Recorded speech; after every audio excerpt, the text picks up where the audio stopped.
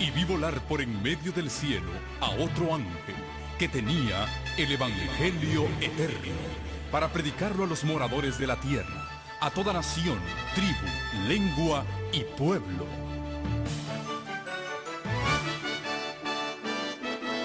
Con ustedes su programa cristiano con temas bíblicos de actualidad.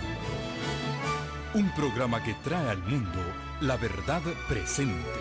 Este es el Evangelio Eterno.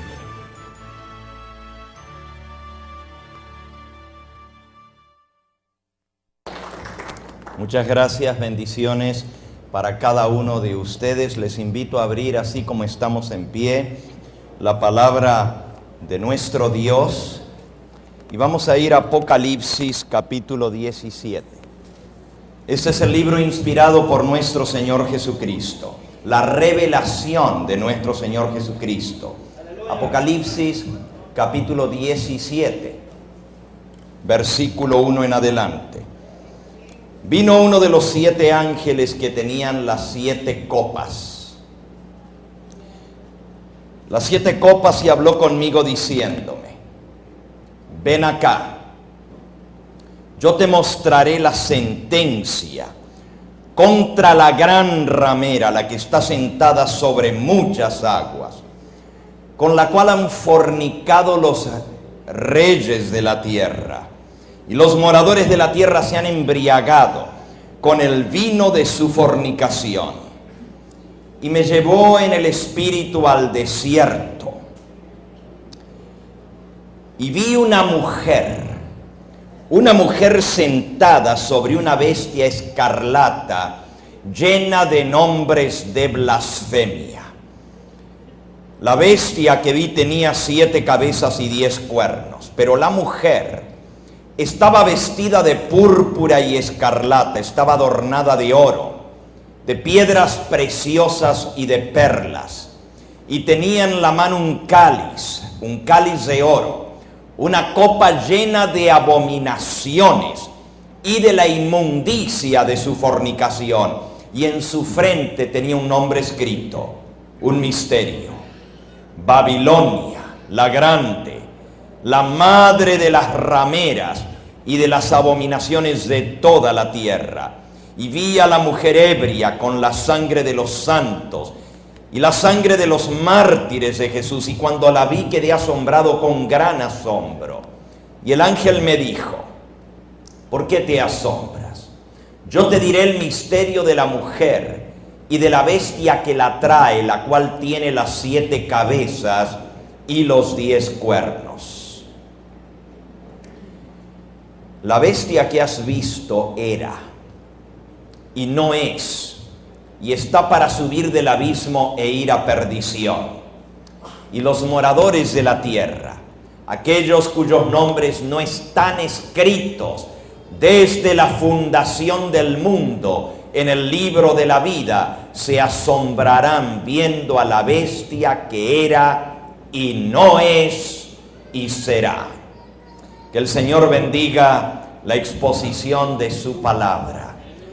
Padre Santo, humildemente pedimos que tu Espíritu Santo sea nuestro didáscalo, nuestro maestro, que Él nos guíe a toda verdad. Aplica la palabra a nuestro corazón para que sea eficaz como poder transformador de nuestra vida.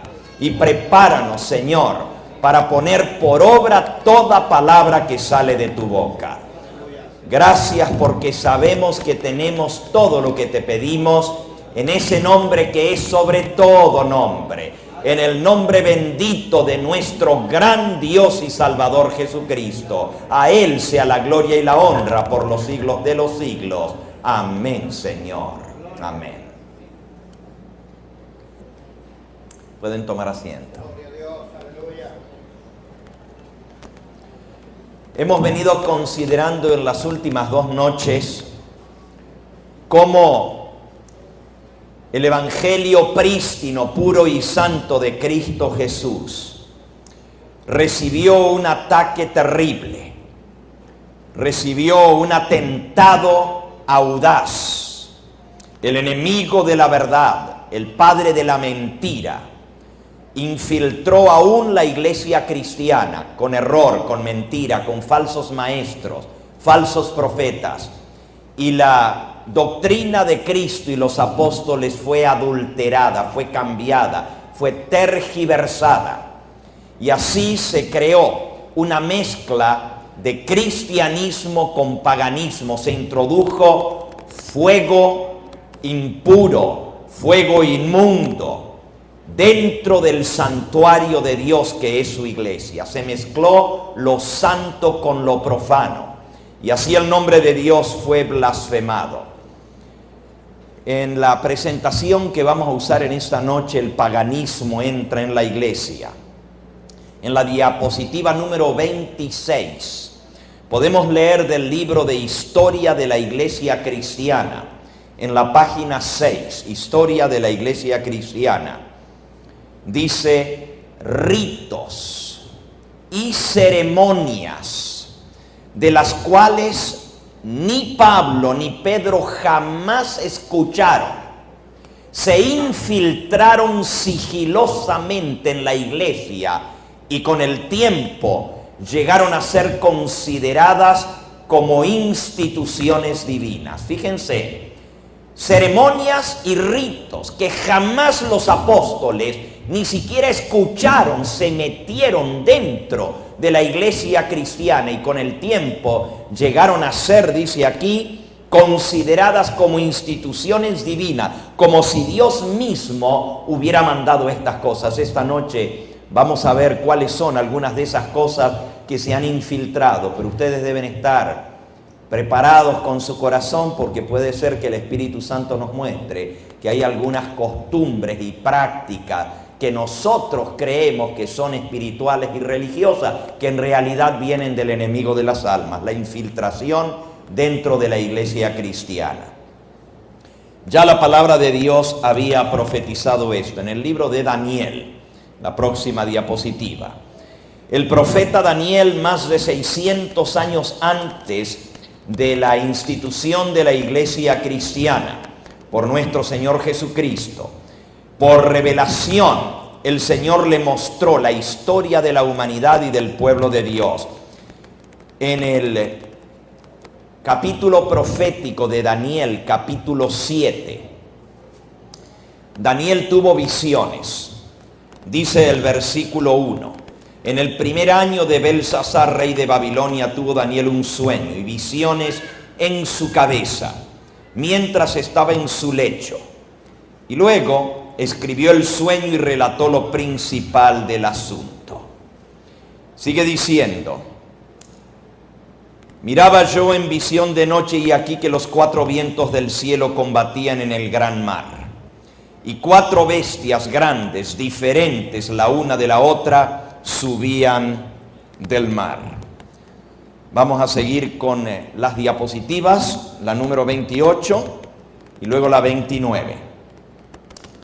Daniel estaba en su lecho y Dios le mostró el futuro de la humanidad. Le mostró lo que vendría en el futuro, inclusive en nuestros días. Y dice allí en la diapositiva número 29, Daniel 7:2, en las visiones de la noche yo miraba, y los 4 vientos combatían en el gran mar, y 4 bestias grandes, diferentes, la una de la otra, subían del mar. El mar en la Biblia representa muchedumbres, pueblos, naciones y lenguas. Las bestias representan imperios, gobiernos, reinos que habrían de dominar al mundo. La primera, sigue diciendo, era semejante a un león. Sigue con las diapositivas, ahí mismo. Un león, soñó Daniel. La segunda bestia era representada por un oso que tenía 3 costillas en su boca. Estoy yendo rápido para llegar al clímax de esta profecía. La tercera era un leopardo, un tigre con 4 cabezas y 4 alas. Y la cuarta bestia era una bestia espantosa y terrible que tenía 10 cuernos. Mientras Daniel miraba, salió un cuerno pequeño en medio de la cabeza de esa cuarta bestia. Ahora el mismo ángel Gabriel le explicó a Daniel lo que significaban estas bestias. Dice el versículo 17, estas 4 grandes bestias son 4 reinos que se levantarán en toda la tierra, 4 imperios que habrían de dominar al mundo entero. Y vamos a ver rápidamente el cumplimiento de esto en la historia.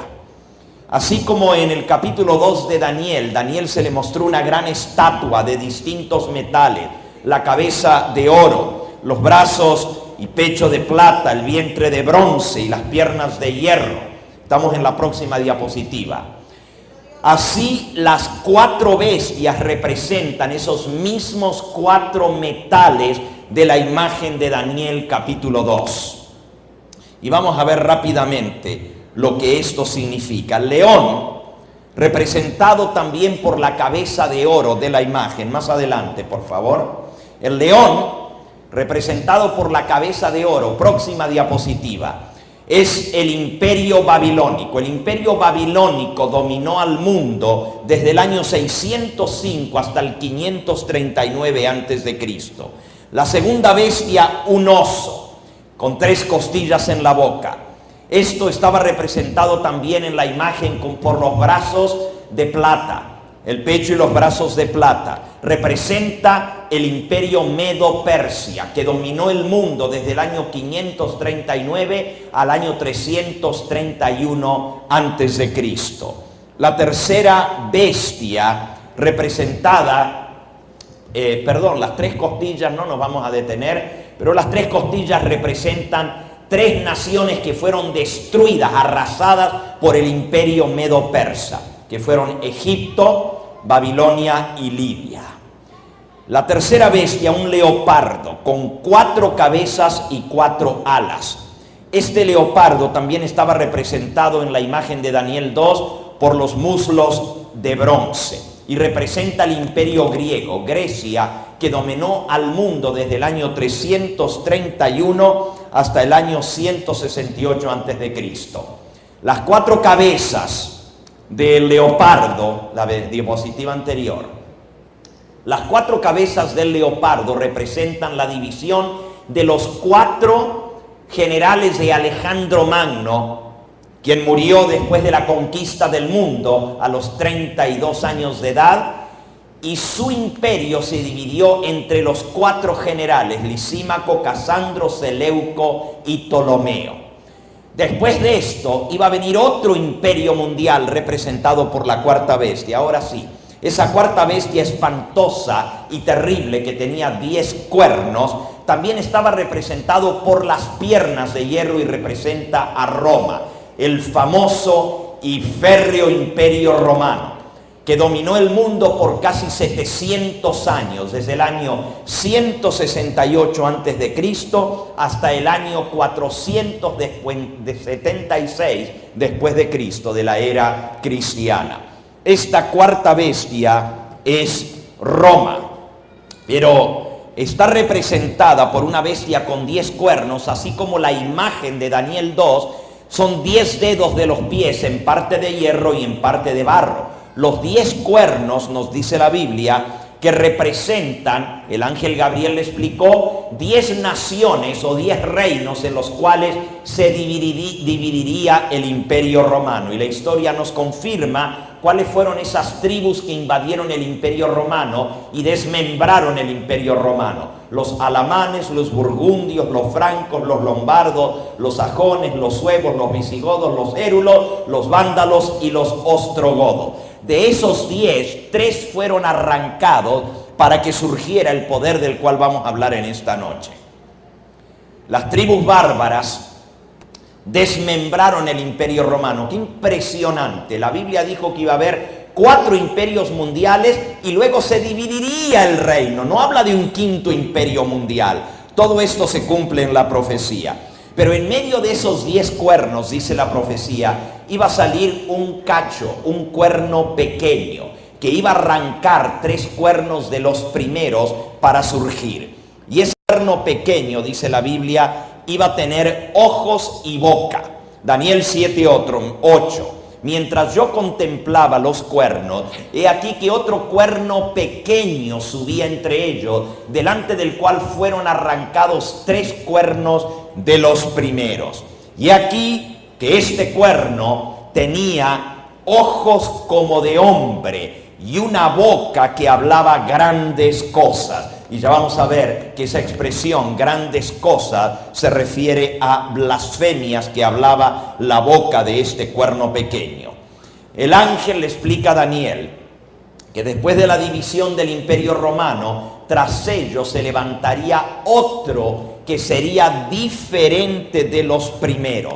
Y entonces explica, hablará palabras contra el Altísimo, y a los santos del Altísimo quebrantará.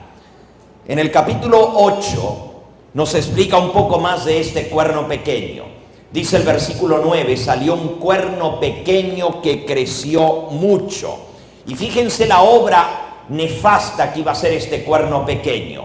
Echó por tierra la verdad, hizo cuanto quiso y prosperó. Noten por favor que una de las características tremendas de este cuerno pequeño iba a echar por tierra la verdad. Nosotros queremos saber cómo es que la verdad de Cristo fue echada por tierra. La Biblia señala, el dedo señala en esta profecía a este poder llamado el cuerno pequeño. ¿Quién es este cuerno pequeño?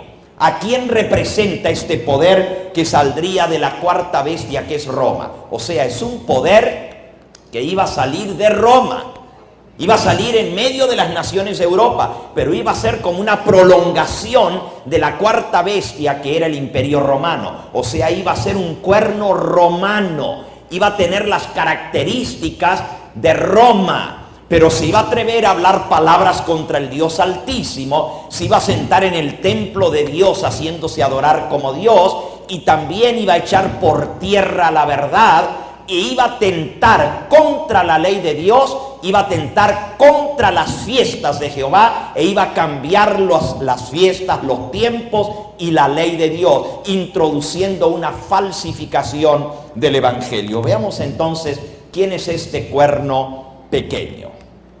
En el libro La Iglesia y las Iglesias, que es un libro católico que explica el surgimiento de la iglesia y de las distintas iglesias que surgieron de ella, dice en la página 42, de las ruinas del Imperio Romano, gradualmente surgieron un nuevo grupo de estados o naciones, cuyo foco central era la Santa Sede. Se divide el Imperio Romano, pero salen naciones, pero tenían un foco central, la Santa Sede, o sea, el Obispado de Roma.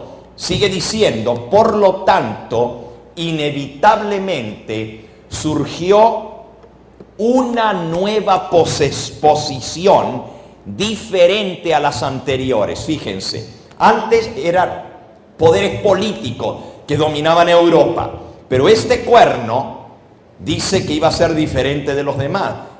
Y el libro católico de historia dice que esa nueva posición que surge en torno a la Santa Sede iba a ser diferente a los demás reinos de Europa, porque este iba a reinar con inteligencia, iba a reinar con astucia, tiene ojos como de hombre, tiene boca que habla grandes cosas, habla los ojos de inteligencia, la boca de dominio, de poder, de blasfemia. Es un poder político, pero también es un poder religioso. ¿Qué es lo que surge de Roma? Que se iba a atrever a cumplir con todas estas características. El profesor Labanca, profesor de historia de la Universidad de Roma, dice lo siguiente: a la sucesión de Césares eran los emperadores romanos, siguió la sucesión de pontífices en Roma. Fíjense, una continuidad de los emperadores romanos, sumos pontífices romanos del Imperio Romano pagano. Ahora surge una sucesión de pontífices en Roma. El trono, sigue diciendo la cita, que dejó Constantino al trasladar a Constantinopla, su ciudad, es la de diapositiva anterior. El trono que dejó Constantino al trasladarse a Constantinopla fue entregado al pontífice romano. Aquí claramente vemos la transición del imperio romano al imperio romano cristiano.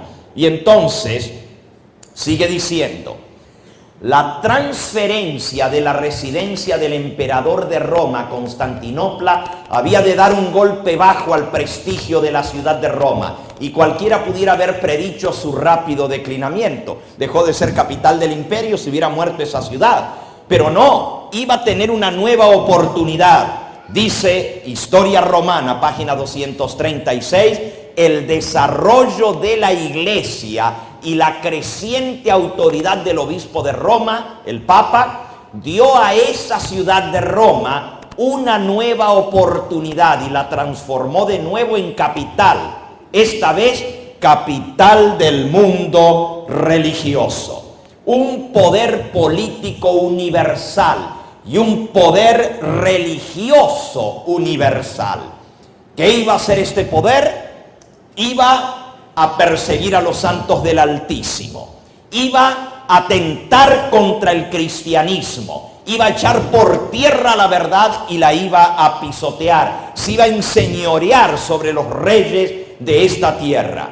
Dice que iba a reinar sobre los reyes de la tierra. En el libro de Historia General de Mayer, en la página 455, declara la historia universal: bajo el pontífice romano se cumplió la aseveración de que los demás reyes eran simplemente sus vasallos. Casi todos los reyes y príncipes de Europa juraron fidelidad y sujeción al obispo de Roma. Otra vez Roma llegó a ser señora del mundo. Y justamente la imagen que aparece detrás de esta cita del libro de historia es la famosa humillación de Canosa, donde el rey de Francia tuvo que humillarse y postrarse a los pies del obispo de Roma para que él no lo excomulgara y lo quitara de su trono. Lo tuvo 3 días esperando en la nieve afuera, pasando frío descalzo, humillándolo para que se humillara al dominio del pontífice de Roma. Pero amigos, no solamente dominaría sobre los reyes de la tierra, como ya vimos que la mujer, la ramera, iba a reinar e iba a fornicar con los reyes de la tierra. Esto es, la mujer ramera representa una organización religiosa, una mujer representa una iglesia, una mujer pura, la esposa del Cordero, es la iglesia de Cristo, pero una mujer ramera, una prostituta, representa la iglesia falsa que iba a entrar en relación ilícita con los reyes de la tierra. Pero ¿qué más iba a hacer este poder? El cuerno pequeño hablará palabras contra el Altísimo, y a los santos del Altísimo quebrantará. Daniel capítulo 7 y versículo 25. ¿Qué serían esas palabras contra el Dios Altísimo? Si ustedes buscan por un momento en el libro de Apocalipsis, en el capítulo 13, vamos a comparar esto que leímos de Daniel, y ya lo hicimos la primera noche, pero para tenerlo fresco en nuestra mente. Daniel capítulo 13 habla de esta terrible bestia, la cuarta bestia que es Roma.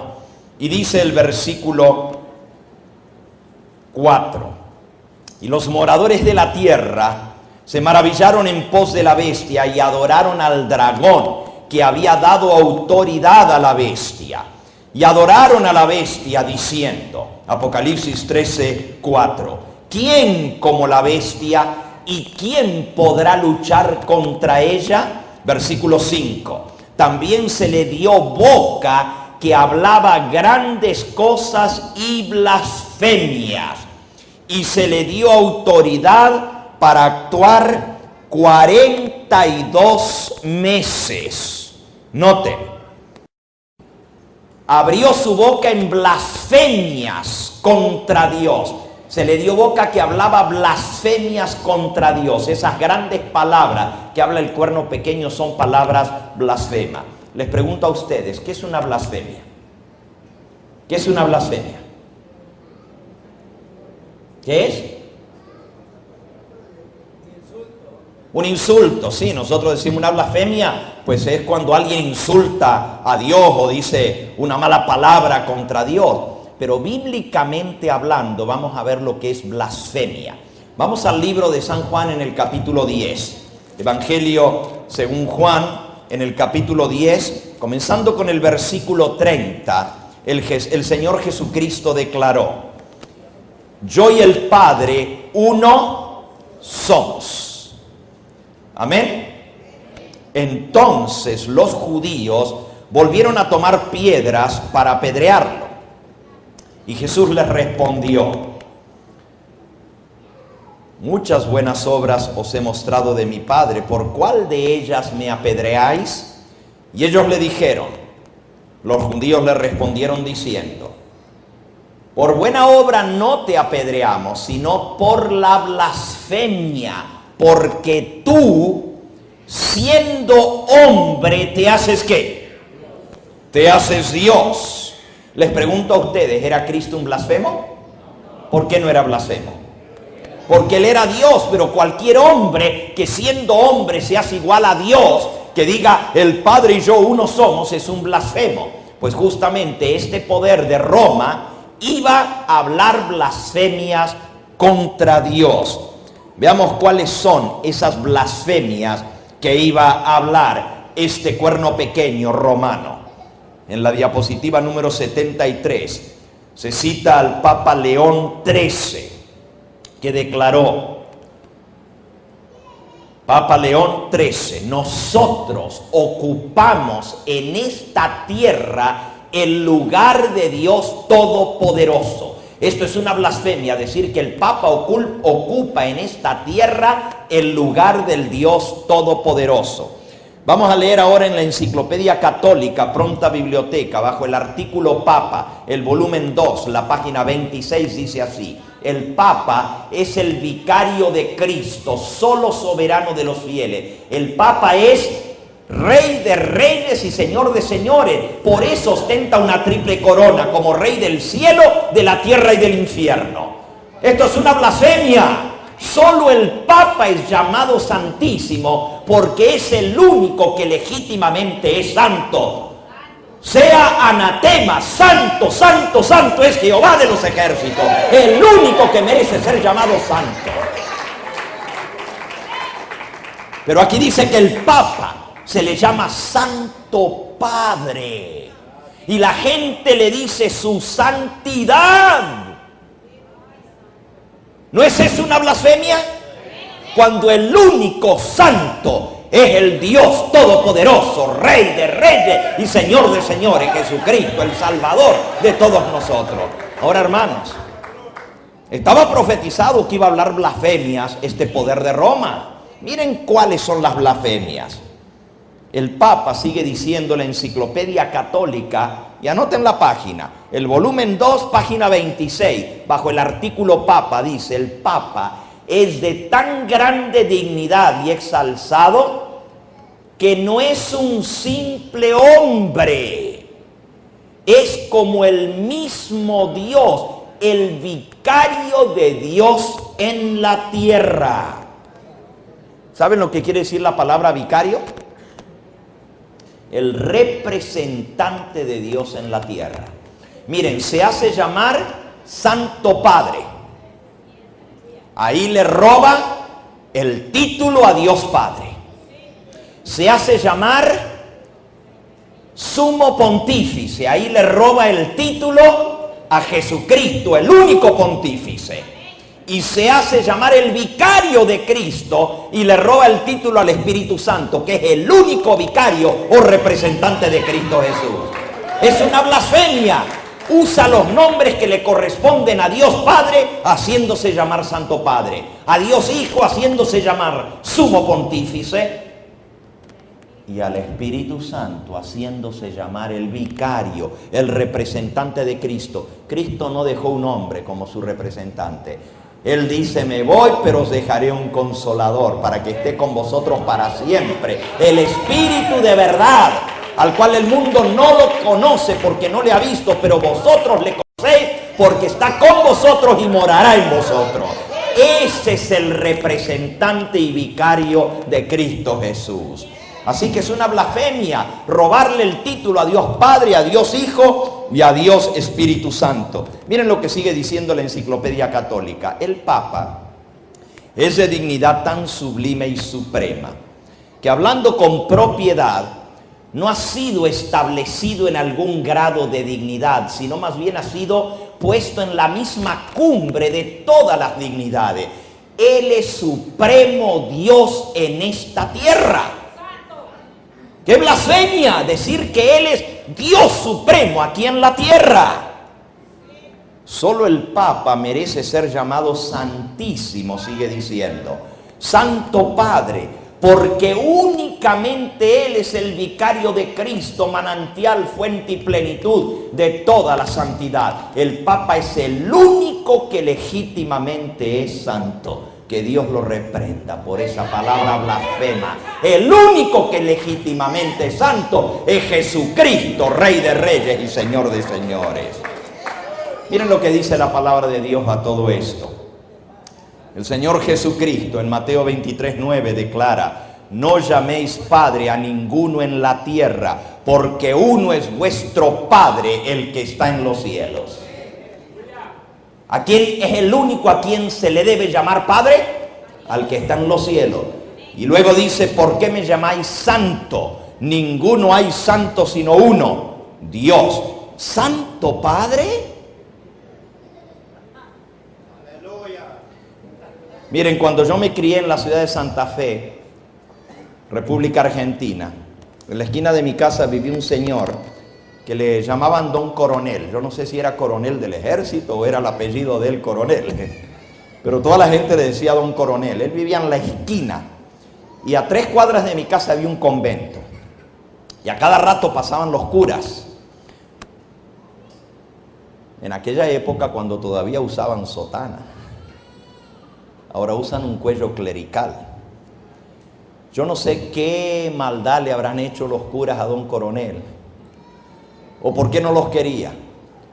Pero nosotros los chicos jugábamos allí frente a su casa y él nos cuidaba, a los niños del barrio.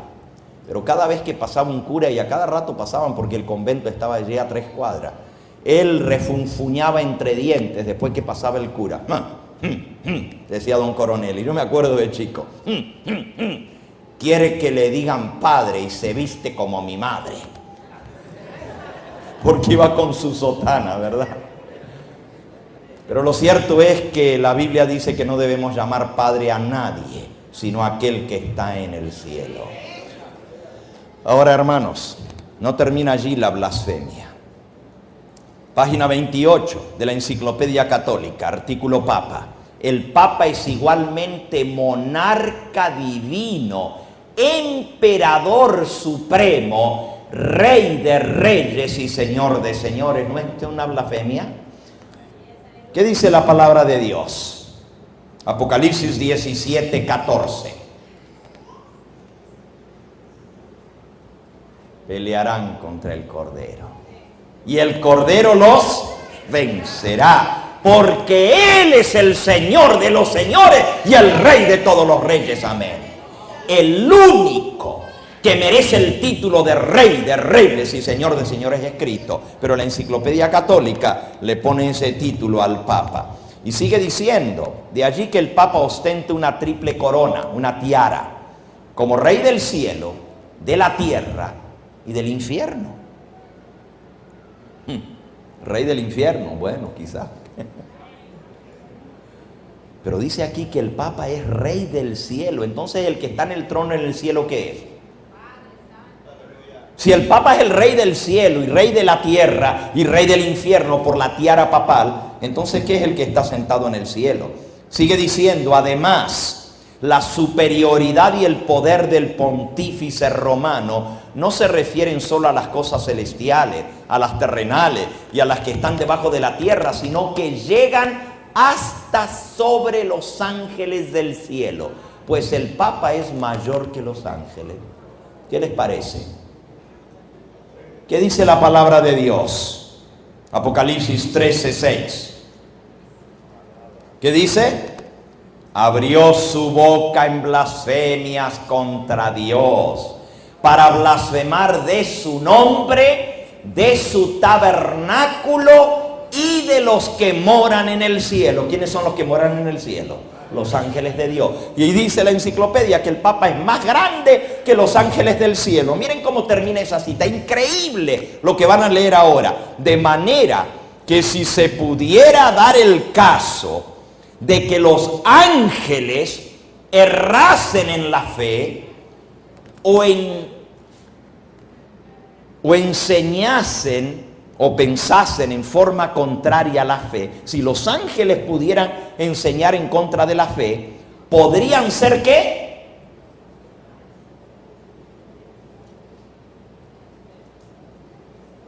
Podrían ser juzgados y excomulgados por el Papa.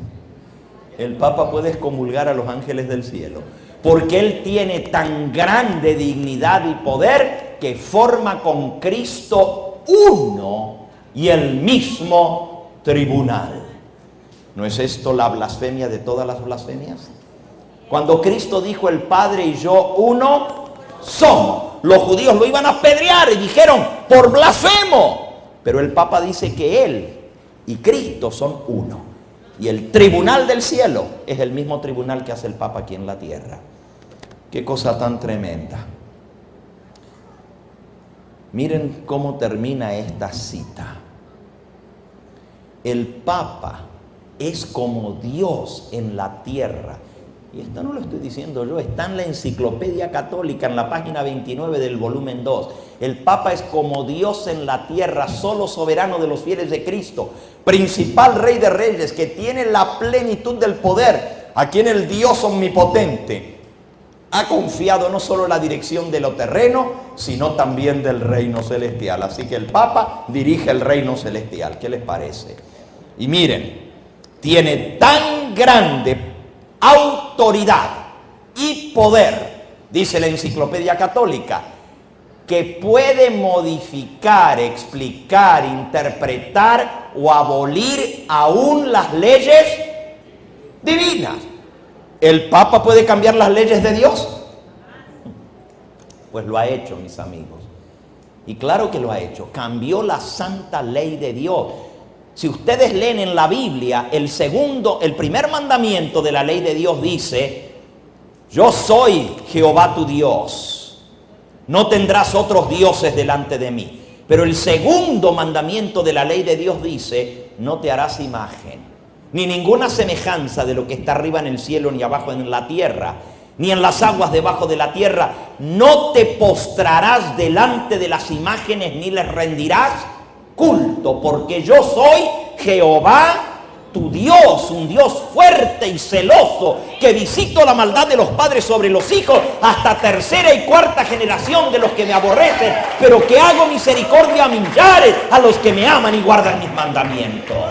Dios ha prohibido el culto a las imágenes, pero el catecismo eliminó ese mandamiento. Dice que el primer mandamiento es amar a Dios sobre todas las cosas, y el segundo, no jurar su santo nombre en vano. Ese es el tercero en la Biblia: no tomarás el nombre de Jehová tu Dios en vano. Pero el segundo, el que habla de las imágenes, lo borraron de un plumazo, lo eliminaron de la ley de Dios, para que la gente no se diera cuenta del engaño de que las iglesias están llenas de imágenes y de idolatría, y millones de personas se postran delante de imágenes, que eso viene del paganismo y se introdujo en la iglesia cristiana cuando la iglesia apostató, mezclando el paganismo con el cristianismo.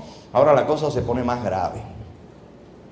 Y se pone más grave porque el tercer mandamiento dice: no tomarás el nombre de Jehová tu Dios en vano, y acabamos de ver que el nombre de Dios lo toma una vez tras otra, tras otra, tras otra, en vano, haciéndose llamar Santo Padre, su santidad, Rey de Reyes, Señor de Señores, Vicario de Cristo, etcétera, etcétera, etcétera.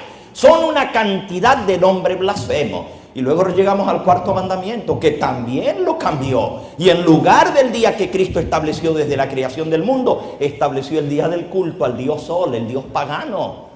Todo eso iba a ser el cuerno pequeño. Y lo más terrible es que el mundo entero sigue esas costumbres y prácticas que no tienen su base en la palabra de Dios, mis amigos. Ahora, es más que esto. Daniel 7:25, próxima diapositiva, decía: pensará en cambiar los tiempos y la santa ley de Dios.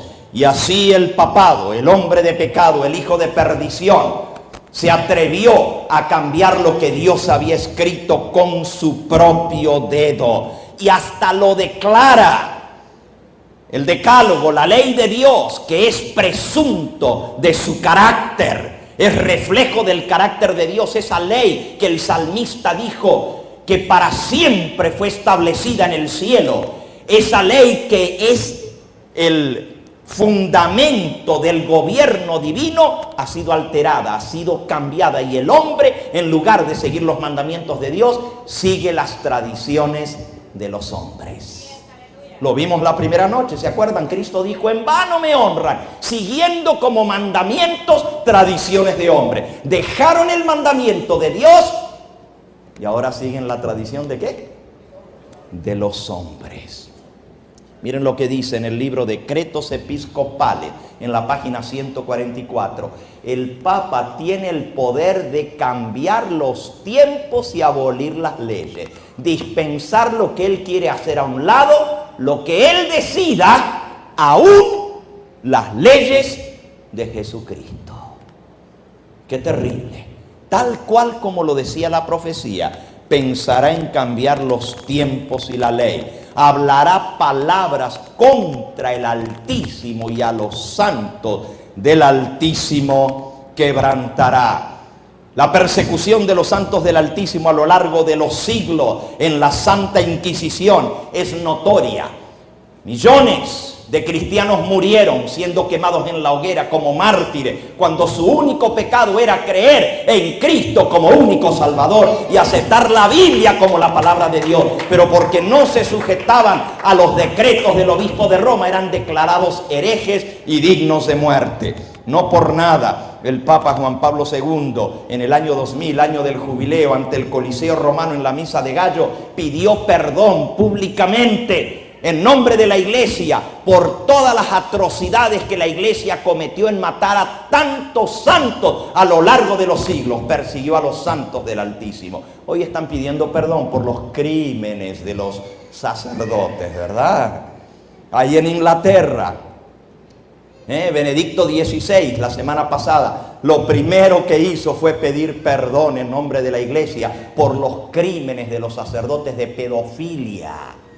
Pero ¿qué dijo Dios? No es bueno que el hombre esté solo. Lo vimos la primera noche, ¿no es cierto? No es bueno que el hombre esté solo, y desde que se estableció el celibato, cumpliendo la profecía de la apostasía, ha entrado una luz de males y desgracias en la Iglesia Católica, de violación de niños, de mujeres, de monjas, de asesinatos, monjas embarazadas, escondiendo los fetos que se encuentran en las excavaciones de las iglesias, bajo las tumbas. Cantidad de niños que a lo largo de los siglos son los inocentes que tuvieron que pagar el precio de desobedecer el mandamiento de Dios, que no es bueno que el hombre esté solo.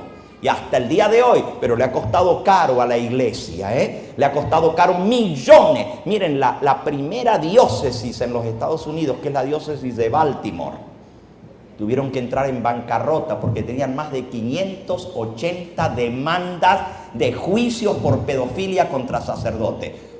Y se ha descubierto que aún Benedicto XVI tapó muchos de los crímenes de los sacerdotes trasladándolos a otro lugar. El mismo Papa actual estuvo envuelto cuando era director y prefecto de la Comisión de Fe y Doctrina, que era el Santo Inquisidor, le llamaban, el Santo Inquisidor, la mano derecha del Papa anterior. Se encargó de tapar los crímenes de la Iglesia. Todo esto es atroz, pero mis amigos, aquí no termina. En esta noche vamos a ver cómo esta mujer, la ramera, ha emborrachado a todas las naciones con el vino del furor de su fornicación. Si nosotros vamos a la segunda presentación que tenemos, vamos a ver las fiestas que estableció este poder llamado el cuerno pequeño o la bestia y lo que se atrevió a hacer. No solamente cumple la profecía, pero miren algunas de las características de este poder. Ya vimos, vamos de vuelta a Apocalipsis 17. Vamos de vuelta a Apocalipsis 17. Repasen por favor las características para que ustedes vean que la Biblia no se equivoca. El Señor Jesús lo dejó escrito hace casi 2000 años atrás.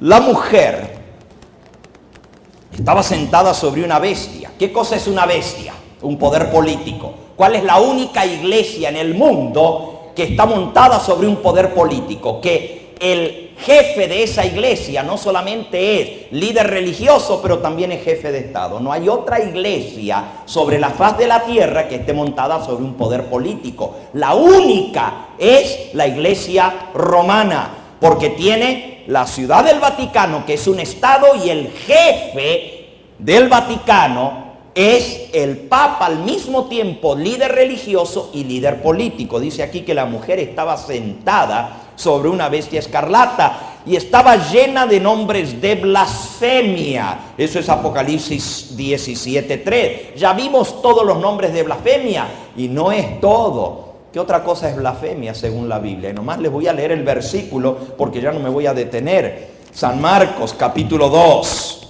Marcos capítulo 2. Le trajeron a Jesús un hombre paralítico. Y Jesús, al ver la fe de ellos, que lo bajaron por el techo, porque no podían llegar hasta él por la gente que había, Marcos 2, versículo 5, al ver Jesús la fe de ellos, le dijo al paralítico: hijo, tus pecados te son perdonados. Estaban allí sentados algunos de los escribas, los cuales cavilaban en sus corazones, diciendo: ¿por qué habla este así? Blasfemias dice. ¿Quién puede perdonar los pecados sino solo quién? Según la Biblia, según los escribas de la ley, Cristo era un blasfemo, porque le dijo al hombre: hijo, tus pecados te son perdonados. Les pregunto a ustedes, ¿era Cristo un blasfemo? ¿Por qué no era blasfemo? Porque él tenía el derecho de perdonar los pecados, porque era Dios. Pero cualquier ser humano que sin ser el mismo Hijo de Dios se atreve a decir que él tiene poder de perdonar a los pecados, es un blasfemo. Siguiendo allá en Apocalipsis capítulo 17, las características de este poder blasfemo, dice el versículo 4. La mujer estaba vestida de púrpura y escarlata. ¿Cuáles son los colores de la realeza? La púrpura y el escarlata. Y estaba adornada de oro, de piedras preciosas y de perlas, y tenía en la mano un cáliz de oro, lleno de abominaciones y la inmundicia de su fornicación. Noten bien, un cáliz de oro en su mano. Dios nos los pone bien clarito para que nadie se equivoque. ¿Quién es la iglesia que tiene el cáliz de oro y lo da a beber? Un cáliz de oro. ¿Quién es la iglesia que se viste de púrpura y escarlata? Miren, si vamos a la diapositiva 114, a los obispos se les llama los purpurinos. Cuando usted lee en las noticias los purpurinos, está hablando de los obispos católicos porque se visten de púrpura. ¿Y cuál es el otro color que dice la Biblia? Diapositiva 114, vestidos de púrpura. ¿Y el otro color es qué? Miren, púrpura y escarlata, el rojo y el púrpura o violeta. Esos son los dos colores, el sombrero rojo, el vestido púrpura, el color escarlata, el color usado por los cardenales. Obispos, púrpura; cardenales, escarlata. Miren en la próxima diapositiva, Benedicto XVI, llevando los colores que la Biblia dice que se iba a vestir, de púrpura y escarlata. Púrpura y escarlata. También se le llama en el versículo 5 madre, madre de las rameras, o sea que es una iglesia madre de la cual han salido otras iglesias. Tiene hijas rameras que también han caído, igual que ella, en la prostitución. También dice el versículo 6 que ha perseguido y martirizado a los santos del Altísimo. Y ya vimos que a través de la Santa Inquisición ha matado a millones a lo largo de los siglos. Los mártires de la Reforma, desde los tiempos de Martín Lutero, Calvino, Zwinglio y todo, que murieron por defender la verdad de Cristo Jesús. Otra característica, dice el versículo 9, nosotros leímos hasta el 8, pero el 9 dice, esto es para la mente que tenga sabiduría.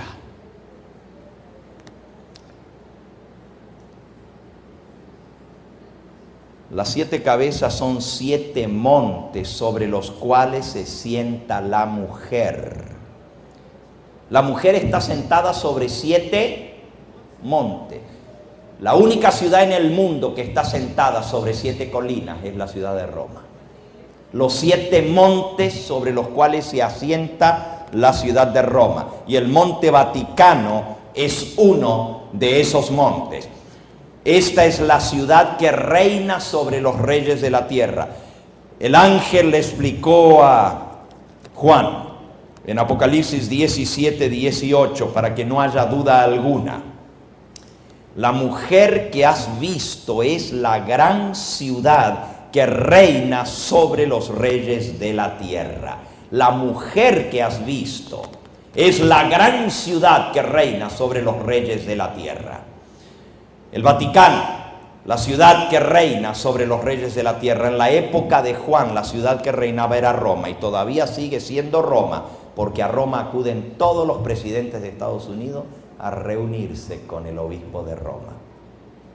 Allí van los reyes de la tierra, los gobernantes, los presidentes. Hasta Fidel Castro se encontró con el Papa.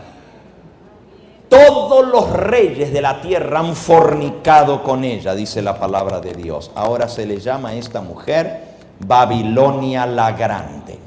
Y el nombre Babilonia viene de la antigua Babilonia, porque en Babilonia se dio origen a la religión contra el Dios del cielo, a la idolatría, a la inmortalidad del alma y a todas las doctrinas paganas vienen de la antigua Babilonia. Babilonia quiere decir confusión, porque allí confundió Dios las lenguas. El hombre dijo, este fue Nimrod, edifiquemos una ciudad y una torre cuya cúspide llegue hasta el cielo. Nimrod quiso hacerse igual a Dios y sentarse en el trono de Dios. Unió el poder político con el poder religioso. Él iba a ser rey, pero también iba a ser sumo pontífice de los misterios de Babilonia. Y desde allí en adelante la unión del poder político con el poder religioso ha acarreado las mayores desgracias al mundo. ¿Quién fue este Nimrod? La Biblia nos dice que Nimrod fue el primer poderoso en la tierra. Génesis capítulo 10. Esto es la diapositiva 129. Nimrod, el primer poderoso. La primera vez que se usa la palabra rey en la tierra, y reino es con referencia a Nimrod. Diapositiva 129, esa misma. Génesis capítulo 10, versículo 8 al 10. Nimrod tiene 6 letras. Y si usted suma el valor de las letras de Nimrod en hebreo, la N, la I, la M, la R, la O y la D, le va a dar el número 666, el número de la bestia. Al primer hombre a la cual se aplica el número 666 fue a Nimrod, el primer poderoso en la tierra. Leamos Génesis capítulo 10 y versículo 8 al 10. Dice así, Génesis 10, versículo 8 al 10. Cus engendró a Nimrod, quien llegó a ser el primer poderoso en la tierra. Este fue vigoroso cazador delante de Jehová, por lo cual se dice, así como Nimrod, vigoroso cazador delante de Jehová. Y fue el comienzo de su reino Babel, Erech, Akkad y Calne en la tierra de Sinar. Eso es Babilonia, Sinar. El comienzo de su reino fue Babel. La primera vez que aparece la palabra reino en la Biblia es en referencia con Nimrod. También dice que fue el primer poderoso en la tierra. Se hizo adorar como si fuera Dios. La palabra poderoso cazador delante de Jehová, la palabra delante de Jehová en hebreo es le Adonai, que literalmente quiere decir en contra de Jehová. La próxima diapositiva. 130. La Biblia dice que fue el primer poderoso en la tierra, el primer tirano, el primer dictador. Delante de Jehová quiere decir en contra de Jehová. El primer poderoso en la tierra, primer dictador, el primer Saddam Hussein, porque la tierra de Babilonia hoy en día se llama Irak. El primer dictador en la tierra. Babilonia es Irak. Nimrod, su nombre quiere decir en hebreo adversario, el que se levanta en contra. Por eso dice que delante de Jehová. Por eso la Biblia dice, no tendrás otros dioses delante de mí. Él se puso delante de Jehová, por encima de Jehová, para hacerse más grande que el mismo Dios. Se hizo adversario del Todopoderoso. Y como ya les mencioné, las letras de Nimrod en hebreo, que quiere decir adversario, si usted la suma, dan 666 en el idioma hebreo. Y fue el comienzo de su reino Babel en la tierra de Sinar. La esposa de Nimrod se llamaba Semiramis, la famosa reina Semiramis, y era tan hermosa como era de cruel. Nimrod muere y su mujer sigue reinando en el imperio que él levantó. Las ciudades más poderosas de la antigüedad fueron fundadas por Nimrod, el primer reino, y la torre de Babel fue levantada por él también para establecer sobre esa torre un trono sobre el cual él se sentaría para dominar toda la tierra. Esta mujer, Semiramis, al morir también asciende al cielo. Cuando murió Nimrod, ella dijo que su marido Nimrod no estaba muerto, sino que había ascendido al cielo y tomó posesión del sol. Por eso los babilonios dedican el primer día de la semana para el culto al dios sol. La diosa Semiramis, que se hizo hacer adorar como si fuera diosa también, está representada por la diosa luna. Ishtar es el nombre de la diosa luna. Y todavía hasta el día de hoy se encuentran las estatuas de la diosa Ishtar, la diosa de la fertilidad, del amor y del sexo en la antigua Babilonia. Semiramis, veamos las estatuitas que aparecen aquí. La primera, que se mira un poquito fea, de las que van a ver aquí en la pantalla, es porque fue rescatada o fue encontrada entre las ruinas de Babilonia. Es una mujer con un niño en sus brazos amamantando, pero el niño tiene cara y cuerpo de hombre, porque ella amamanta al que llegaría a ser su propio esposo. Esta es la reina Semiramis. Ella salió embarazada y el hijo que ella tuvo se llamó Tamuz. Tamuz es al mismo tiempo hijo y consorte o amante de su propia madre. Ishtar, la diosa babilónica, es la diosa del amor y de la fertilidad, ya que la fornicación era parte de la religión babilónica. Y Afrodita entre los romanos era la diosa del amor y la fertilidad, la que toma el lugar de la antigua Babilonia de Ishtar o la reina Semiramis. Ahora, este Nimrod quiso hacerse igual a Dios. Y esa torre que él creó se llama el Etemenanki. Edifiquemos una ciudad y una torre cuya cúspide llegue hasta el cielo. El que haría como el diablo, sentarse a los lados del norte. Y si ustedes ven en Isaías capítulo 14, Isaías capítulo 14, vamos a leerlo rápidamente para que ustedes vean qué impresionante lo que dice sobre Lucifer. Dice el versículo 12. Isaías 14, 12. ¿Cómo caíste del cielo, oh lucero, hijo de la mañana? Cortado fuiste por tierra, tú que debilitabas a las naciones, tú que decías en tu corazón, subiré al cielo, en lo alto, junto a las estrellas de Dios levantaré mi trono, en el monte del testimonio me sentaré a los lados del norte, sobre las alturas de las nubes subiré y seré semejante al Altísimo. Aquí está hablando de Lucifer, que se quiso hacer igual a Dios, pero en realidad Todo este capítulo es un escarnio contra el rey de Babilonia. Dice el versículo 4, pronunciarás este proverbio contra el rey de Babilonia, diciendo, ¿cómo paró el opresor? ¿Cómo acabó la ciudad codiciosa de oro? Todo este capítulo donde dice, pondré mi trono en lo alto, junto a las estrellas de Dios me sentaré y seré semejante al Dios Altísimo, es lo que Nimrod dijo. Él fue el que estableció el primer reino y se hizo adorar como si fuera Dios, obviamente, inspirado por el que busca la adoración, Satanás. Lucifer era el que estaba detrás de él.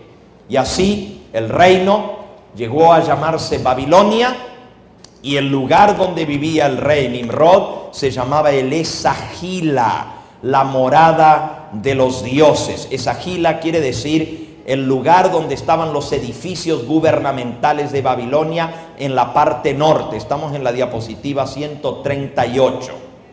¿Ok? Esagila, morada de los dioses. Ahí pueden ver la parte donde estaban los palacios y el Sigurat, la torre de Babilonia. Y encima de la torre se ponía el trono del rey de Babilonia. En la próxima diapositiva ven el nombre de la torre de Babilonia, Etemenanki. Etemenanki, literalmente en el idioma babilónico, quiere decir puente al cielo. Por eso el rey de Babilonia se hizo llamar sumo pontífice, que quiere decir principal constructor de puentes. Pontífice viene de ponto, que es puente, y tífice, de artífice, que quiere decir constructor de puente, porque él iba a construir un puente que uniera el cielo con la tierra, y en medio de ese puente iba a estar el rey de Babilonia. ¿No es eso una blasfemia contra el Dios del cielo? ¿No es Cristo el puente que une el cielo con la tierra? ¿No es Él el que nos une con el reino celestial? ¿No es Él el puente para nuestra salvación? Pero el rey de Babilonia se hizo como si fuera el mismo Hijo de Dios.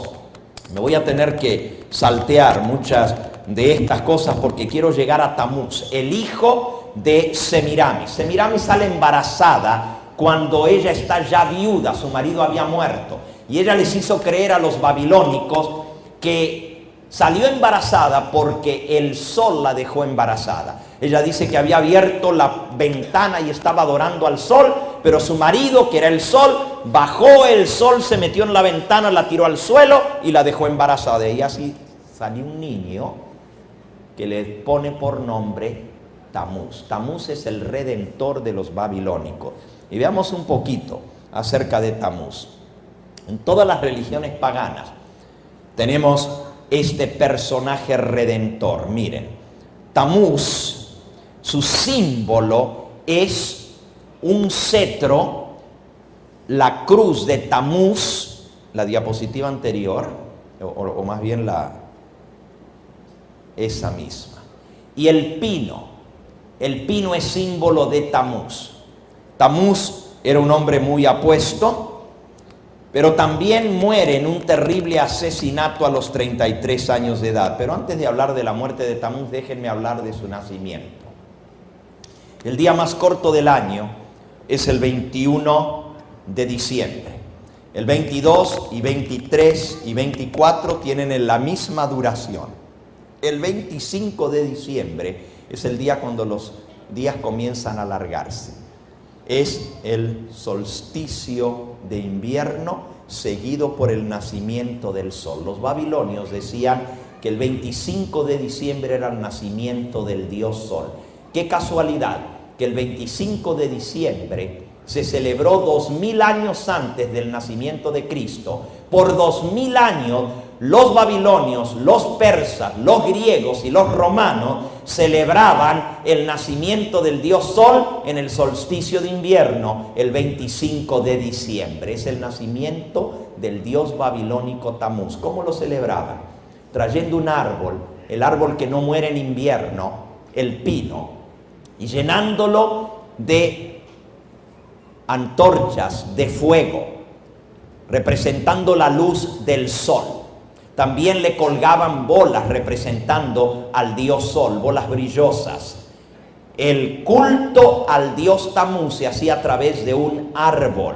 Por eso hasta el día de hoy, el 25 de diciembre, se adorna el árbol con luces, el árbol de Navidad. Y arriba del árbol se le coloca la estrella, que le dicen la estrella de Belén. Pero no es la estrella de Belén, es la famosa estrella del oriente, o sea, la estrella que representa Tamuz. En la Trinidad babilónica, Tamuz está representado por la estrella matutina, Venus, la primera estrella que sale en la puesta del sol. El planeta Venus representa, y esa estrella se coloca arriba del árbol. Ustedes lo pueden ver en todos los dibujos babilónicos, un pino con una estrella arriba. Pero hoy en día la gente piensa que es la estrella de Belén que le ponen arriba del arbolito. ¿Dónde en la Biblia dice que hay que traer un pino y meterlo dentro de la casa para representar el nacimiento de Cristo?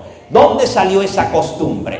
La única explicación es el paganismo que viene de la antigua Babilonia. Otro símbolo de Tamuz es el huevo y la serpiente. La serpiente es símbolo de la vida, es símbolo del dador de la vida. Por eso hasta el día de hoy el símbolo de la medicina que supuestamente da la vida es un cetro con una serpiente. El huevo también es símbolo de la vida porque la vida viene de un huevo. Y todo esto es símbolo de la fertilidad. La serpiente es la que fertiliza al huevo, porque la serpiente pasa por el huevo y lo fertiliza. Era la costumbre o la creencia de los antiguos babilónicos. Ahora miren qué interesante. Este Tamuz, escuchen bien ahora, no solamente nace un 25 de diciembre, y por cierto, yo les dije que les voy a decir la verdad sobre la Navidad. Mejor que la sepan.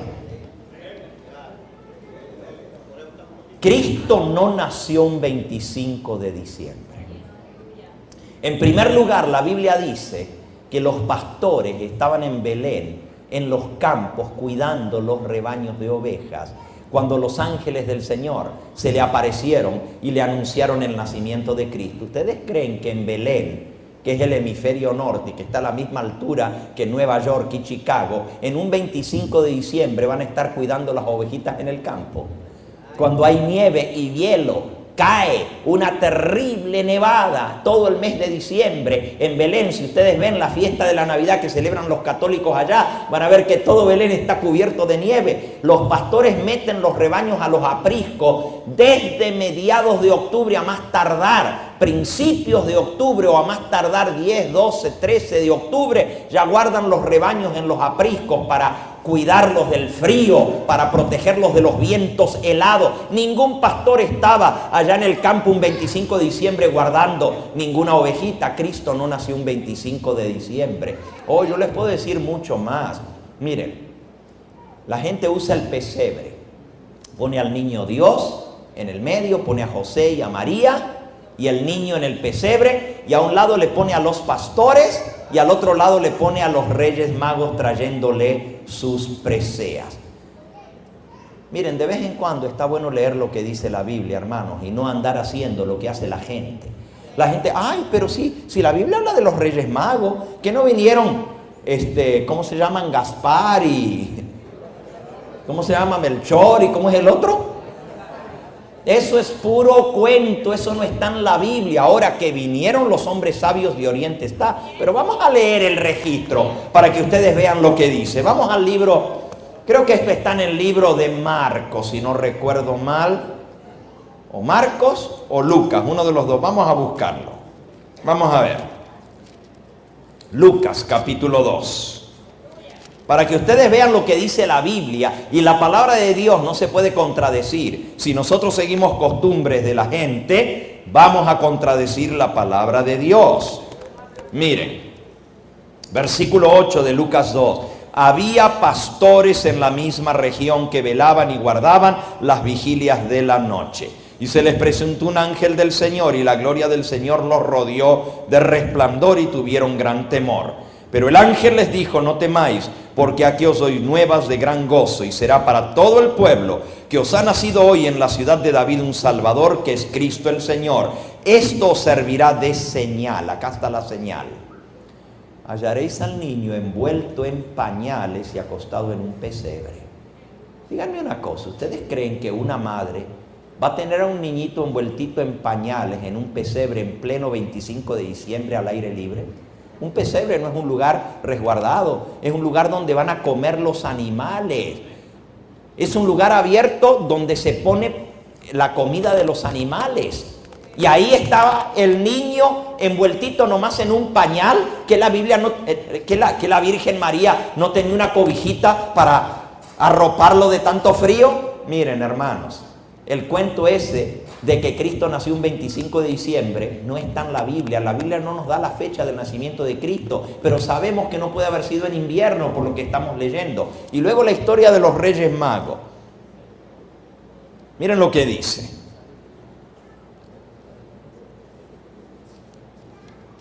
Vamos a Mateo para ver la historia de los Reyes Magos. Mateo capítulo 2 dice así: Cuando Jesús nació en Belén de Judea, en días del rey Herodes, vinieron del oriente a Jerusalén unos magos diciendo: ¿Dónde está el rey de los judíos que ha nacido? Porque su estrella hemos visto en el oriente y venimos a adorarle. Oyendo esto, el rey Herodes se turbó y toda Jerusalén con él. Y convocados todos los principales sacerdotes y los escribas del pueblo, les preguntó dónde había de nacer el Cristo.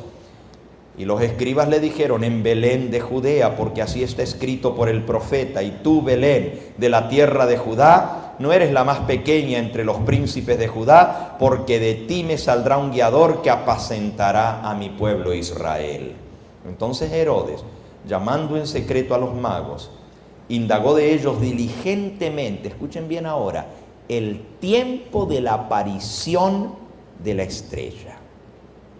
Y enviándolos a Belén, dijo: id allá y averiguad con diligencia acerca del niño, y cuando le halléis, hacedmelo saber, para que yo también vaya y le adore.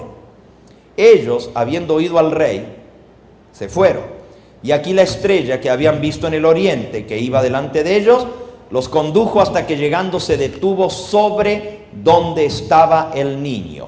Y al ver la estrella se regocijaron con muy grande gozo. Y al entrar en la casa, vieron al niño con su madre María, y postrándose lo adoraron. Abrieron sus tesoros, le ofrecieron presentes, oro, incienso y mirra. Pero siendo avisados por revelación en sueño, no volvieron a Herodes, regresaron a su tierra por otro camino. ¿Notaron ustedes que dice que entraron en la casa donde estaba el niño? No dice en el pesebre. En la casa donde estaba María y el niño. ¿Cuánto tiempo había pasado? ¿Ustedes quieren saber? Mírenlo. Después que ellos partieron, un ángel del Señor se le apareció a José en sueños y le dijo: levántate, toma al niño y a su madre y huye a Egipto, y permanece allá hasta que yo te diga, porque acontecerá que Herodes buscará al niño para matarlo. Y él, despertando, tomó de noche al niño y a su madre y se fue a Egipto, y estuvo allá hasta la muerte de Herodes. Versículo 16. Entonces, cuando Herodes se dio cuenta que estaba burlado por los magos, se enojó mucho y mandó a matar a todos los niños menores de 2 años que había en Belén y en todos sus alrededores, conforme al tiempo que había inquirido de los magos. Él les preguntó a los magos: ¿cuánto tiempo hace que vieron la estrella? Y según lo que ellos les dijeron, mandó a matar a los niños 2 años. Díganme una cosa, ¿cuánto tiempo había pasado desde que el niño nació hasta que los magos vinieron? 2 años. ¿Dónde estaba la madre y el niño? En una casa. José no la dejó a la Virgen María por 2 años viviendo en un pesebre. Eso fue una emergencia de una noche, que no había lugar en el mesón, y entonces tuvo que nacer el niño en un pesebre. Y no era en diciembre, era obviamente o en primavera, o en verano, o en otoño, pero no en invierno. Esto me está diciendo a mí que la hermosa historia de los pastorcitos a un lado y los Reyes Magos al otro nunca sucedió así. Los pastores vinieron y vieron al niño en un pesebre, pero los Reyes Magos lo encontraron en una casa viviendo con María y su padre José. ¿Están entendiendo lo que estoy diciendo? Que si nosotros vamos a hacer algo, tenemos que ver lo que la palabra de Dios dice. Entonces todos esos que ponen el pesebre y ponen a Gaspar y a Melchor y a Baltasar y ponen a los pastorcitos al otro lado, nunca han leído el registro bíblico de lo que dice. Eso es un mito, eso es una leyenda, nunca sucedió de esa manera. Es más, el arbolito de Navidad es un símbolo pagano, como lo es toda la historia de Tamuz y el día del nacimiento de Cristo. Si Dios hubiera querido que le celebráramos el cumpleaños a Cristo, nos hubiera dado la fecha en que nació. Les voy a decir más, la enciclopedia del famoso autor, la enciclopedia de 26 volúmenes cristiana de Baker, donde habla acerca de la Navidad, ustedes la pueden buscar, esta es la enciclopedia cristiana, comentario bíblico de el famoso, y se me va el nombre ahora, de este famoso teólogo cristiano. Él hizo una investigación a fondo del tema de la Navidad y saca el montón de datos para demostrar que Cristo ni nació un 25 de diciembre, ni las costumbres que se celebran hoy en día. ¿Y saben lo que él dice? Literalmente, y eso está en el librito que ustedes se llevaron anoche, La verdad sobre la Navidad. Ahí viene la cita de la enciclopedia y del comentario bíblico adventista, no adventista, sino bautista.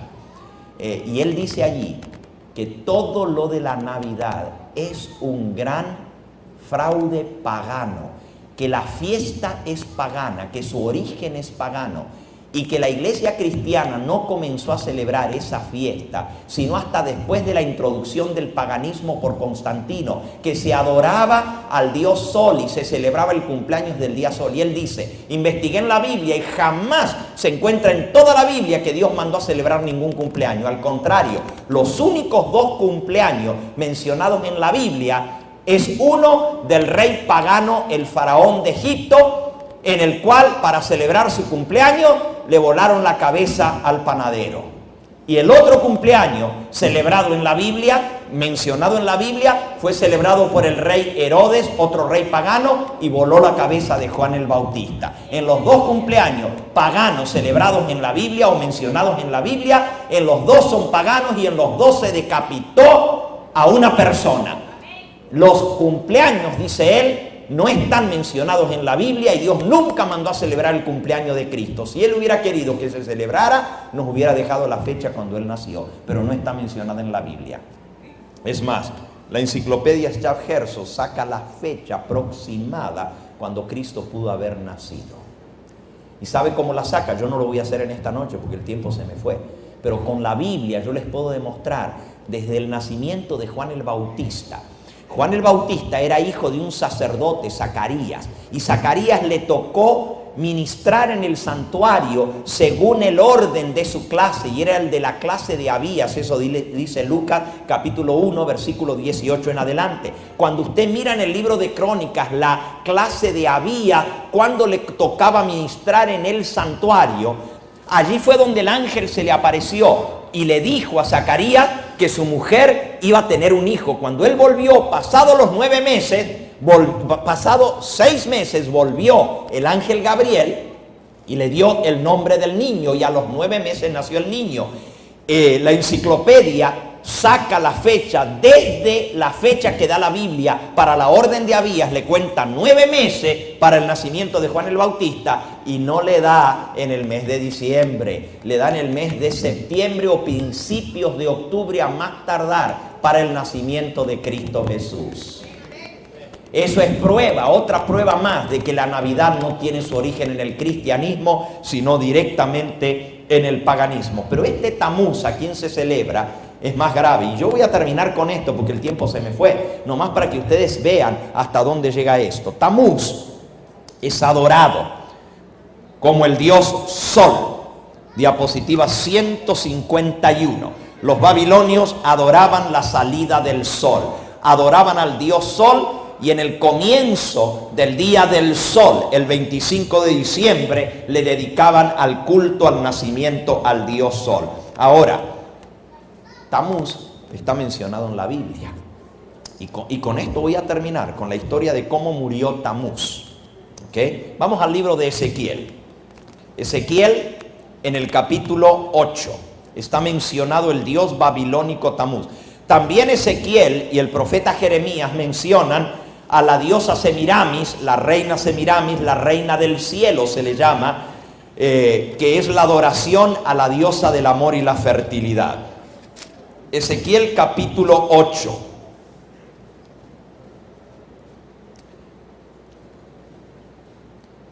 Visión de las abominaciones en Jerusalén. Aquí cuenta cómo el pueblo de Dios había caído en las prácticas paganas de adorar a los dioses falsos, y por eso Dios destruyó la ciudad de Jerusalén y los mandó cautivos al cautiverio en Babilonia. Dice aquí, no voy a leer todo el capítulo, habla de las abominaciones que se estaban haciendo en la misma casa de Dios, levantando una imagen del celo en la puerta de la entrada del altar a Jehová. Dice eso en el versículo 5. Me dijo: hijo de hombre, alza tus ojos hacia el lado del norte. Y alcé mis ojos hacia el norte, y aquí al norte, junto a la puerta del altar, aquella imagen del celo a la entrada. Y me dijo entonces: hijo de hombre, ¿no ves lo que estos hacen, las grandes abominaciones que la casa de Israel hace aquí para alejarme de mi santuario? Ten cuidado, hermano, no sea que tú estés haciendo abominaciones que alejan a Dios de su santuario, porque Dios se aleja de su santuario cuando se meten abominaciones paganas en la casa de Dios, costumbres y prácticas paganas. Sigan leyendo. Me llevó a la entrada del atrio y miré, y aquí en la pared un agujero, y me dijo: hijo de hombre, cava ahora en la pared. Y cavé en la pared, y aquí una puerta, y me dijo: entra y ve las malvadas abominaciones que estos hacen allí. Entré pues y miré, y aquí toda forma de reptiles, bestias abominables, todos los ídolos de la casa de Israel que estaban pintados en la pared por todo alrededor. La casa de Jehová pintada con imágenes, con ídolos, lo mismo, la misma abominación que hay en las iglesias católicas y aún las luteranas y aún las episcopales y muchos otros que no han quitado las imágenes de sus templos, pintados todos de imágenes. Y Dios dice: esto es abominación. Te voy a mostrar peores abominaciones. Sigan leyendo. Versículo 12. Y me dijo: hijo de hombre, ¿has visto las cosas que los ancianos de la casa de Israel hacen en tiniebla, cada uno en sus cámaras pintadas de imágenes? Porque dicen ellos: no nos ve Jehová, Jehová ha abandonado la tierra. Y me dijo después: vuélvete aún y verás abominaciones mayores que hacen esto. Y me llevó a la entrada de la puerta de la casa de Jehová, el templo de Dios que está al norte. Y aquí mujeres que estaban allí sentadas endechando ¿a quién? ¿A quién? A Tamuz. ¿Quién era Tamuz? El dios babilónico, el hijo del sol, el hijo de la reina Ishtar, la diosa Ishtar, la diosa del amor y la fertilidad. ¿Por qué estaban endechando a Tamuz? Endechar quiere decir llorar. ¿Por qué lo lloraban? Mujeres endechando a Tamuz. Tamuz, el hijo y marido de su propia madre. Por cierto, la historia se repite entre los egipcios también. ¿Han oído ustedes hablar en psicología de freudiana, el mito de Osiris? ¿Saben lo que es el mito de Osiris en psicología? Incesto. La madre teniendo relaciones con su propio hijo.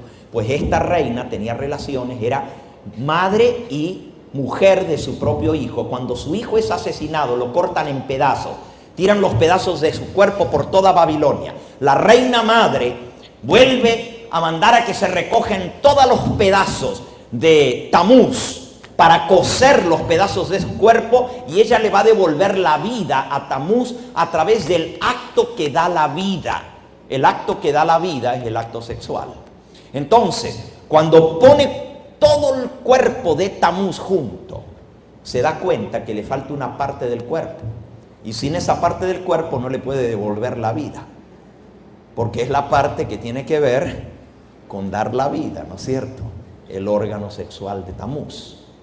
Por cierto, 40 días dura la endecha de Tamuz entre los babilónicos. Endecha quiere decir el luto, el lloro de Tamuz. 40 días. ¿Saben cuándo comienza? comienza con el miércoles en el cual los adoradores de Tamuz vienen ante los sacerdotes de Tamuz que se visten de luto. Por eso el color negro. Miren, ningún sacerdote en la Biblia se le permitía usar el color negro. Los sacerdotes de Jehová tenían que vestirse de lino fino blanco. Pero el color negro es símbolo del luto. Y la Biblia dice que cuando alguien estaba de luto no podía ministrar en la casa de Jehová. Pero los sacerdotes paganos babilónicos se vestían de negro, símbolo del luto. Se rapaban la cabeza con una tonsura en forma redonda en señal de luto. Se ponían cortes en el cuerpo y entonces los adoradores venían a recibir la señal del luto, que era la T de Tamuz en forma de cruz en la frente con ceniza. Así comenzaba el luto de Tamuz. ¿Se les parece algo que ustedes conocen hoy en día? Le llaman miércoles ¿de qué? De cenizas. ¿A dónde está en la Biblia el miércoles de ceniza? ¿A dónde dice la Biblia que hay que guardar luto 40 días por Jesús y que hay que ponerse una cruz de ceniza y hay que ir a que el sacerdote le ponga la cruz el miércoles de ceniza? Eso viene del paganismo. Ahora, al terminar esos 40 días de luto, la reina le va a devolver a su hijo la vida, pero se da cuenta que le falta el órgano necesario para darle la vida, para tener relaciones con su hijo. Finalmente le dicen que esa parte del cuerpo la tiraron en el río Éufrates. Y entonces ella manda con redes a recoger los peces del río Éufrates para poder recoger la parte del cuerpo de Tamuz que le falta. Ahora, yo les hago una pregunta. Hoy en día la gente celebra Easter, que supuestamente es la resurrección de Cristo. Yo les hago una pregunta. En la próxima diapositiva, ¿de dónde salen estos símbolos de Easter? A ver, pónmelos ahí en la pizarra. El conejo de Easter, ¿qué tiene que ver con la resurrección de Cristo? Los Easter eggs pintados de colores, ¿qué tienen que ver con la resurrección de Cristo? ¿Qué tienen que ver con la resurrección de Cristo? Los huevos de Pascua y los conejos. Díganme, ¿qué tienen que ver los huevos de chocolate decorados y las canastitas con la resurrección de Cristo? Pero ese es Easter, supuestamente están celebrando la resurrección de Cristo. Síguele, por favor. Síguele, que el tiempo se me fue. Mira, el Easter Bunny, el conejo. ¿Y saben lo que hacen? Miren, esconden los huevos de Pascua en el parque. ¿No han visto ustedes que mandan a los niños a buscar los huevos de Pascua escondidos en los parques? Y entonces cuando lo encuentran, el niño dice, I found it, lo encontré. Y no saben qué es lo que andan haciendo. Andan buscando los huevos de Pascua que se le perdieron a Tamuz. De ahí es que viene, por eso la Biblia le llama esto abominación, inmundicia. Y la gente practica estas costumbres hoy en día que son una inmundicia contra el Dios del cielo, una abominación. Y están celebrando Easter y se reúnen las iglesias para esperar la salida del sol y van a lo que le llaman el Easter Sunrise Service. Cuando viene la fecha de Semana Santa, miren, las reuniones ecuménicas, bautistas, metodistas, presbiterianos y todo, se van a reunir allá en el Arlington Memorial para celebrar la salida del sol. Van aquí a Long Island a la salida del sol a celebrar los ritos de la salida del sol para recibir el domingo de resurrección, cuando esto es un rito pagano, la salida del sol. Los conejos, los huevos son símbolo de la reproducción, son símbolo de fertilidad, es símbolo de Tamuz. ¿Qué tienen que ver huevos de Pascua con conejos de Pascua, con la muerte y la resurrección de Cristo? ¿Dónde en la Biblia van a encontrar semejante barbaridad? La misma fiesta les está diciendo a ustedes cuál es su origen y de dónde viene. No solo la Navidad, también el Easter es una fiesta pagana y ningún cristiano debiera participar en adorar al sol el domingo de resurrección. Eso es una blasfemia contra Dios, mis hermanos.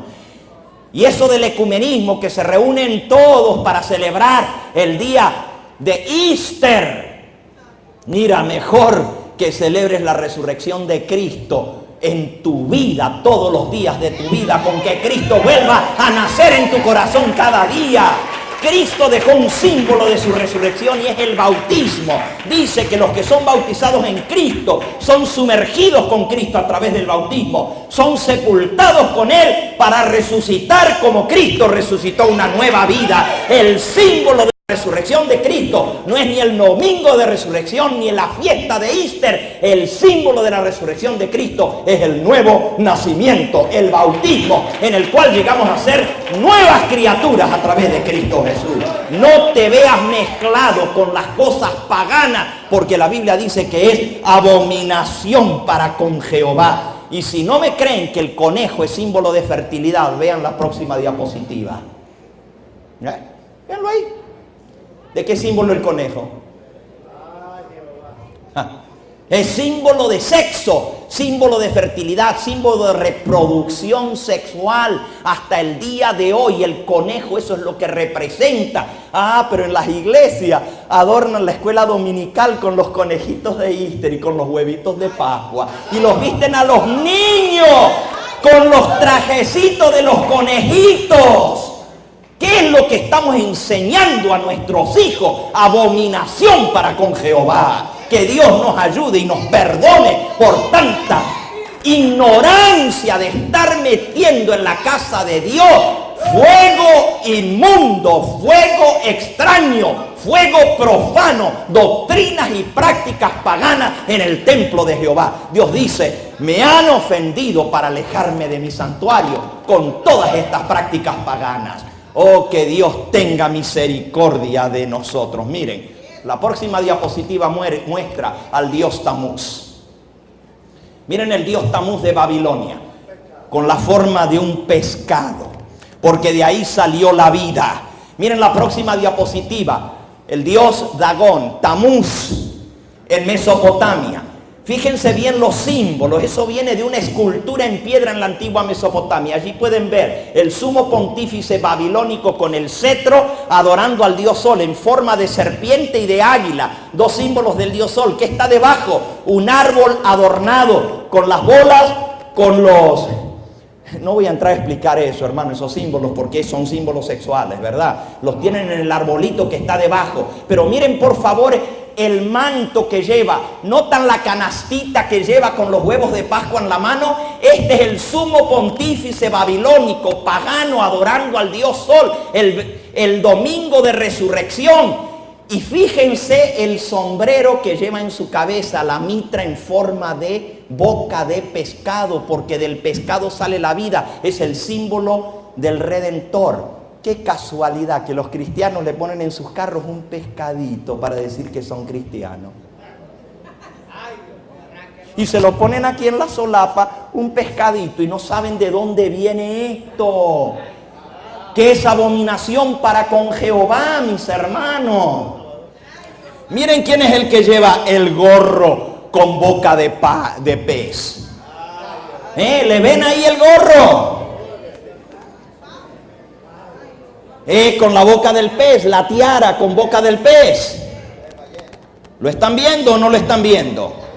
Esto es lo que viene de la antigua Babilonia. Mírenlo por favor en la diapositiva número 117 y 118. Miren quién es el que lleva el gorro en forma de pez, con boca de pez abierta. 117 y 118. Mírenlo. ¿Lo ven ahí al gorro? Con la boca de pez arriba. El sumo pontífice babilónico, romano. Blasfemia contra Dios. Pero los cristianos hacemos cosas que no entendemos. ¿Qué tiene que ver el pescado? ¿Qué tiene que ver los huevos de Pascua y el conejo? Todas estas cosas son prácticas paganas. Que Dios nos libre y nos guarde. Y saben ustedes, hermanos, sí, las tortas de pescado. ¿Y por qué creen ustedes que los babilonios no comen carne sino pescado en Cuaresma? Y la gente dice, no, pero es que es Cuaresma, hay que comer pescado. Y la gente no sabe de dónde vienen estas prácticas. No saben de dónde viene el miércoles de ceniza. No saben de dónde viene el comer pescado. No saben de dónde vienen los 40 días de la cuaresma. No saben de dónde vienen los conejos. No saben de dónde vienen los huevos de Pascua. Pero están haciendo todas estas cosas que la Biblia le llama abominación para con Jehová. Miren, este poder decía que se iba a atrever a cambiar los tiempos y la ley de Dios. La fiesta que Dios estableció como pacto perpetuo para recordarlo a Él como Salvador, como Creador, ha sido cambiada por fiestas paganas. Y solamente vimos 2 de esas fiestas. ¿Saben cuántas hay? Hay más de 20 fiestas paganas metidas en el mundo cristiano. Más de 20 fiestas paganas. Les mencioné la Navidad y les mencioné la Semana Santa. ¿Les puedo mencionar Halloween? Esa ni hace falta, porque ya sabemos que es pagana. Esa no hay que ni buscarle mucho. Yo les puedo contar el origen de Halloween en la antigua Babilonia. ¿Ok? Y eso viene a través del mundo inglés. ¿Por qué se celebra Halloween más en Norteamérica? Porque eso viene de Inglaterra, de los druidos, los brujos y los sacerdotes druistas, que eran sacerdotes paganos que celebraban esta fiesta venida de la antigua Babilonia. Y eso se mete porque hay gatos negros, bueno. Es más, no voy a seguir porque el tiempo se nos acabó. Hace rato que se nos acabó el tiempo en esta noche. Hermanos, ustedes quieren ser identificados con la sangre de Cristo o con la inmundicia de la fornicación de Babilonia y las hijas de Babilonia, que son las iglesias que siguen las costumbres y prácticas del mundo. Yo tengo un peso sobre mi corazón. Y yo sé que aquí estoy hablando un cuerpo de cristianos que aman al Señor y que le sirven de todo corazón, pero yo tengo un peso sobre mi corazón y no se los voy a poner a ustedes en esta noche, pero tiene que ver con un mandamiento de la ley de Dios que la mayoría del mundo cristiano no está siguiendo. Vayan esta noche a su casa y con oración pídanle al Señor que les ayude y lean los mandamientos de la ley de Dios. Ustedes dicen, pero aquí no hay imágenes, ¿verdad? Aquí no hay ninguna imagen que adoramos. Lean todos los mandamientos de la ley de Dios y pídanle a Dios del cielo que les muestre la verdad sobre su santa ley. Porque muchas de las prácticas del mundo cristiano hoy en día vienen del antiguo paganismo. Y Dios quiere que nosotros seamos un pueblo santo y un pueblo diferente. Vamos a pedirle al Señor que su Espíritu Santo selle este mensaje en nuestro corazón. ¿Qué dice el profeta Juan? Apocalipsis 18:4. ¿Qué dice el profeta Juan? Léanlo por favor todos juntos. Vamos a ponernos en pie y vamos a leer este pasaje. Apocalipsis 18, 1 al 4. Después de esto vi a otro ángel descender del cielo con gran poder y la tierra fue alumbrada con su gloria. Y clamó con voz potente diciendo, ha caído la gran Babilonia, se ha hecho habitación de demonios y guarida de todo espíritu inmundo y albergue de toda ave inmunda y aborrecible, porque todas las naciones han bebido del vino del furor de su fornicación, y los reyes de la tierra han fornicado con ella, y los mercaderes de la tierra se han enriquecido de la potencia de sus deleites. Y oí otra voz del cielo que decía, salid de ella, pueblo mío, para que no seáis partícipes de sus pecados, ni recibáis parte de sus plagas, porque sus pecados han llegado hasta el cielo, y Dios se ha acordado de sus maldades. Dios llama a su pueblo a salir de Babilonia. ¿Cuántos de los que están aquí un día tuvieron que tomar la decisión de salir de la iglesia grande, la iglesia de Babilonia? ¿Cuántos tuvieron que salir de la iglesia madre en la que fueron criados para seguir a Cristo Jesús y abandonar la Babilonia, la madre de las rameras? ¿Cuántos se criaron en una iglesia católica y ahora se gozan en haber salido de Babilonia? Bueno, miren las manos, hermanos. Tuvieron valor de salir de allí, ¿verdad? Alabado sea el nombre del Señor. Si hay alguno que todavía tiene relación con eso, debe cortar para no recibir las plagas, debe salir de Babilonia. Pero hermano, el problema es que a veces nosotros salimos de la madre de las rameras, pero seguimos con las prácticas de la madre y seguimos con las costumbres de la madre y traemos el fuego extraño en la casa de Jehová. Somos hijos de Dios, somos cristianos, pero queremos seguir con las prácticas de la madre de la Iglesia Católica y todo lo que eso significa. Que Dios nos ayude a sacar a Babilonia de la casa de Jehová, a dejar toda práctica mundana para que le sirvamos a Dios en espíritu y en verdad, porque tales adoradores busca el Señor que le adore. Vamos a orar. Vamos a postrarnos de rodillas para pedirle al Señor que Él selle este mensaje en nuestro corazón y nos dé el valor para ponerlo por obra. Padre Santo, en esta hora, a través de Jesucristo, tu único Hijo, nuestro Salvador, nuestro Redentor, nuestro Mediador, Rey de Reyes y Señor de Señores, nos acercamos a tu trono de gracia reconociendo, Señor, que hay mucha ignorancia en el mundo cristiano sobre estas cosas que tu palabra le llama abominación. Oh Señor, anoche vimos que es abominación a Jehová consultar a los muertos, orarles a los muertos, creer en la doctrina falsa de la inmortalidad del alma, cuando tu palabra nos enseña que los muertos están esperando el día del juicio final para recibir su recompensa y así ser castigados o recibir la vida eterna. Señor, perdónanos por tanta ignorancia. Perdónanos por la ignorancia de celebrar y enseñar a nuestros hijos de niños prácticas paganas, como son la práctica de celebrar la Navidad, el Halloween, la Semana Santa y muchas de estas otras fiestas que lo único que traen es un paganismo total dentro de nuestra vida. El amor por los regalos, el amor por la ostentación, el gastar dinero innecesario en lugar de invertirlo en la obra de Dios. Perdónanos, Señor, por ser tan duros para dar para tu causa, pero entonces cuando viene diciembre, tirar la casa por la ventana y poner regalos costosos de dárselos unos a los otros y olvidarnos de aquel que nos dio la vida, que nos dio la existencia, de aquel que dio su sangre por nosotros. Perdónanos, Señor. Ayúdanos a ser un pueblo santo, apartado de toda contaminación. Que no tengamos nada de abominación en nuestra vida, sino que seamos leales y fieles a tu palabra. Despídenos en esta noche con tu bendición y sella este mensaje en nuestro corazón y que lo pongamos por obra. Lo suplicamos humildemente en el nombre precioso de Jesús. Amén, Señor. Amén.